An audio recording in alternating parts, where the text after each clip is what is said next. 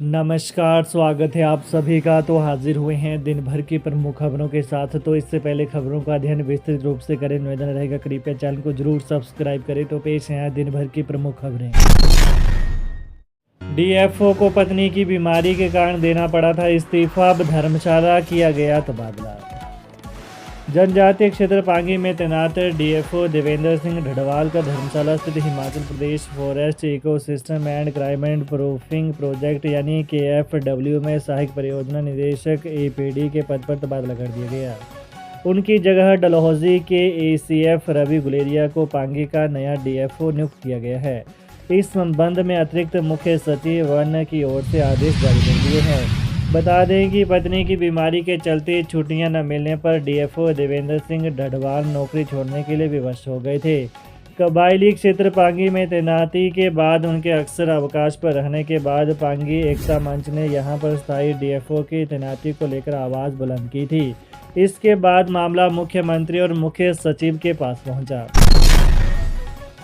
1000 नई बसें, 189 भर्तियां होंगी, दूध और सब्जी भेजने पर नहीं लगेगा टिकट। हिमाचल पथ परिवहन निगम HRTC के बेड़े में इस वित्त वर्ष के अंत तक 1000 नई बसें शामिल होंगी। वहीं निगम की कार्यप्रणाली में सुधार के लिए 189 नई भर्तियां की जाएंगी। इनमें 177 JOAIT और 12 कंप्यूटर ऑपरेटर शामिल हैं। मंगलवार को निगम के निदेशक मंडल की बैठक में बसों की खरीद और भर्तियों को स्वीकृति दी गई। उप मुख्यमंत्री मुकेश अग्निहोत्री ने BOD में लिए फैसलों की जानकारी देते हुए बताया कि निगम ने लगेज पॉलिसी में बदलाव करते हुए बसों में घरेलू इस्तेमाल के लिए बिना यात्री दूध और सब्जी भेजने पर टिकट न काटने का फैसला लिया है।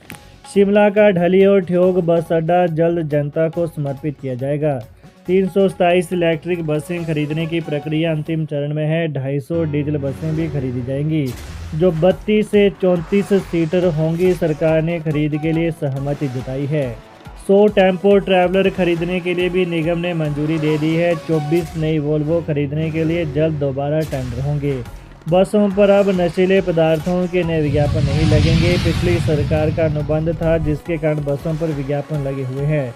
इस साल अप्रैल के बाद निगम की आय में 66 करोड़ की बढ़ोतरी हुई है जो करीब 14% अधिक है। मुख्यमंत्री सुख बोले 6800 युवाओं को प्रतियोगी परीक्षाओं की निःशुल्क तैयारी करवाएगी संस्था। मुख्यमंत्री सुखविंदर सिंह सुक्खू ने कहा कि प्रदेश के 6800 युवाओं को प्रतियोगी परीक्षाओं की निःशुल्क तैयारी के लिए क्रैक अकादमी 34 करोड़ रुपए की छात्रवृत्ति प्रदान करेगी। उन्होंने कहा कि प्रत्येक विधानसभा क्षेत्र में संस्था के माध्यम से 100 विद्यार्थियों का चयन कर उन्हें छात्रवृत्ति प्रदान कर विभिन्न प्रतियोगी परीक्षाओं के लिए तैयार किया जाएगा। प्रदेश के 6ठी कक्षा से लेकर स्नातक स्तर तक के विद्यार्थियों को इस संस्था के माध्यम से विभिन्न प्रतियोगी परीक्षाओं सहित कौशल विकास पर भी जानकारी प्रदान की जाएगी। आज राज्य सचिवालय में मुख्यमंत्री से मुलाकात के दौरान क्रैक अकादमी के मुख्य कार्यकारी अधिकारी नीरज कंसल ने समावेशी शिक्षा की ओर यात्रा विषय पर विस्तृत प्रस्तुति दी। इस अवसर पर शिक्षा नेता प्रतिपक्ष बोले किसी का 1 किलो गोबर बिका नहीं और CM सुक्खू कहते हैं कि गारंटी हो गई पूरी। नेता प्रतिपक्ष जयराम ठाकुर ने कहा कि प्रदेश में किसी का भी 1 किलो गोबर नहीं बिका और मुख्यमंत्री कह रहे हैं कि हमने गोबर खरीदने की गारंटी पूरी कर दी है। प्रदेश के लोग ये जानना चाहते हैं कि गोबर किन लोगों का खरीदा गया है और गारंटी कैसे पूरी हुई है। झूठ बोलकर सरकार चलाने और सरकार में रहकर झूठ बोलने के सारे रिकॉर्ड मुख्यमंत्री महोदय ने 2 साल से कम समय में ही तोड़ दिए हैं। पहले कहते हैं कि हमने गारंटी है कहाँ दी थी, अब कहते हैं कि हमने गारंटियाँ पूरी कर दी हैं। उनकी बातें सुनकर प्रदेश के लोग अब पूछ रहे हैं कि वो गारंटियाँ किसकी पूरी हुई हैं, जिसके पूरा होने का दावा मुख्यमंत्री मीडिया समेत अन्य राजनीतिक मंचों पर करते हैं। एम्स बिलासपुर में भरे जाएंगे फैकल्टी के 78 पद, संस्थान ने 31 दिसंबर तक मांगे आवेदन। भारतीय आयुर्विज्ञान संस्थान यानी एम्स बिलासपुर में professor, additional professor, associate professor समेत 78 फैकल्टी के पद भरे जाएंगे। एम्स ने अधिसूचना जारी कर इच्छुक उम्मीदवारों से 31 दिसंबर शाम 5 बजे तक आवेदन मांगे हैं। संस्थान की आधिकारिक वेबसाइट www.amsbilaspur.education.in पर आवेदन किए जा सकते हैं। हिमाचल कांग्रेस अध्यक्ष प्रतिभा सिंह बोली, संविधान से जानबूझकर छेड़छाड़ कर रही भाजपा। प्रदेश कांग्रेस अध्यक्ष प्रतिभा सिंह ने पार्टी कार्यकर्ताओं से एकजुट होकर संविधान की रक्षा के लिए आगे आने की अपील की। उन्होंने कहा कि आज जिस प्रकार से केंद्र में भाजपा नेतृत्व एनडीए सरकार संविधान से छेड़छाड़ कर इसे कमजोर करने की कोशिश कर रही है, वो बहुत ही दुर्भाग्यपूर्ण है। प्रदेश कांग्रेस मुख्यालय राजीव भवन में संविधान दिवस पर आयोजित कार्यक्रम की अध्यक्षता करते हुए प्रतिभा सिंह ने सभा में उपस्थित कार्यकर्ताओं और सेवा दल पदाधिकारियों को संविधान की रक्षा की शपथ दिलाई।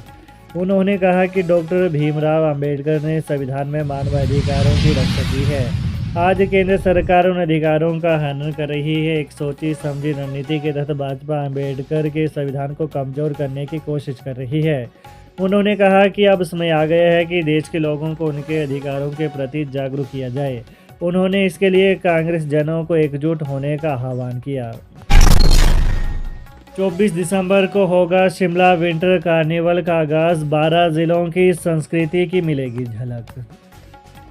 उपायुक्त शिमला अनुपम कश्यप ने आज विभिन्न विभागों के अधिकारियों के साथ दिसंबर माह में आयोजित किए जा रहे शिमला विंटर कार्निवल की तैयारियों के संदर्भ में बैठक की।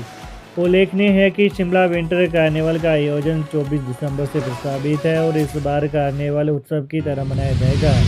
इस दौरान प्रदेश के सभी 12 जिलों की संस्कृति की झलक विंटर कार्निवल में लोगों को देखने को मिलेगी। आरएस बाली बोले, लीज पर नहीं दिए जाएंगे होटल, जीर्णोद्धार कर खुद चलाएगा एचपीटीडीसी। एचपीटीडीसी के होटल न तो लीज पर दिए जाएंगे और न बेचे जाएंगे। जीर्णोद्धार कर पर्यटन निगम इन्हें खुद चलाएगा। एचपीटीडीसी के चेयरमैन आरएस बाली ने आज प्रेस वार्ता में कहा कि होटलों को 3 श्रेणियों में बांटा जाएगा। ए श्रेणी में लाभ वाले होटलों का सबसे पहले जीर्णोद्धार होगा। इसके बाद बी श्रेणी के होटलों, तीसरे चरण में घाटे में चल रहे सी श्रेणी के होटलों का जीर्णोद्धार होगा। मुख्यमंत्री सुखविंदर सिंह सुक्खू ने भी इस प्रस्ताव को मंजूरी दे दी है। या तो प्रदेश सरकार की मदद से जीर्णोद्धार होगा या फिर एडीबी से मिलने वाले ऋण की पहली किस्त इस काम पर खर्च की जाएगी। अदालत के आदेशानुसार 30 जुलाई 2025 तक पेंशनरों की सभी देनदारियां चुका दी जाएंगी। बाली ने कहा कि वित्त वर्ष 2022-23 में निगम का टर्नओवर 109 करोड़ और 2023-24 में 105 करोड़ रहा है। निगम की जो आय बढ़ी उससे 35 करोड़ पेंशनरों की ग्रेजुएटी, लीव एनकैशमेंट और पे स्केल रिवीजन पर खर्च किए। कहा कि पिछली भाजपा सरकार ने 5 साल के कार्यकाल में पेंशनरों के लिए 29 करोड़ जारी किए, जबकि मौजूदा सरकार ने महज 2 सालों में 34.94 करोड़ रुपए खर्च कर दिए। यह पैसा सरकार से लेकर पेंशनरों को नहीं दिया गया बल्कि निगम की आय से चुकाया गया है। पूर्व सीएम शांता बोले, देहरा में 300 करोड़ के शुरू हो सकते काम तो सीओ को 30 करोड़ क्यों नहीं। पूर्व मुख्यमंत्री शांता कुमार ने एक बार फिर प्रदेश सरकार को निशाने पर लिया है। कहा कि विधायक अमलेश का बयान पढ़कर खुशी हुई कि देहरा में 6 माह में ही 300 करोड़ रुपए की योजनाएं शुरू हो गई हैं। देहरा में युद्ध स्तर पर होने वाले इस विकास के लिए वो मुख्यमंत्री और देहरा के लोगों को बधाई देते हैं, लेकिन दुख के साथ उन्हें याद दिलाना चाहता हूं कि वो देहरा के ही मुख्यमंत्री नहीं हैं, वो धर्मशाला के भी मुख्यमंत्री हैं। कहा, जहां सीयू का भवन पिछले 12 सालों से बनना तो दूर, इसका निर्माण भी शुरू नहीं हुआ है। भवन निर्माण के लिए केंद्र सरकार का लगभग 400 करोड़ रुपए इसलिए खर्च नहीं हो रहा है क्योंकि हिमाचल सरकार अपने हिस्से के 30 करोड़ रुपए नहीं दे रही। तो ये रही आज दिन भर की विशेष खबरें। हिमाचल की ताज़ा खबरों को जानने के लिए कृपया चैनल को अभी सब्सक्राइब करें। धन्यवाद।